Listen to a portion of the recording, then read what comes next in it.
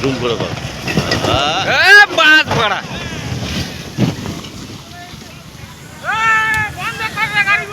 পূর্ব বর্ধমান জেলার মেমারিতে জাতীয় সড়ক 19-এর ওপর থাকা একটি ওভারব্রিজের অংশ ভেঙে পড়ার ঘটনায় এলাকা জুড়ে ব্যাপক চাঞ্চল্য ছড়িয়েছে।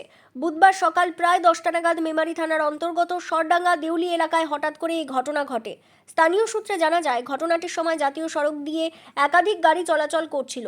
আচমকাই ওভারব্রিজের একটি অংশ ধসে পড়তে দেখে আতঙ্কিত হয়ে পড়েন পথ চলতি মানুষ ও স্থানীয় বাসিন্দারা। মুহূর্তের মধ্যে এলাকায় চাঞ্চল্য তৈরি হয়। তবে সৌভাগ্যবশত এই ঘটনায় এখনো পর্যন্ত কোনো প্রাণহানি বা বড় দুর্ঘটনার খবর মেলেনি। ফলে অল্পের জন্য বড় বিপদ এড়ানো গেছে বলেই মনে করছেন অনেকেই।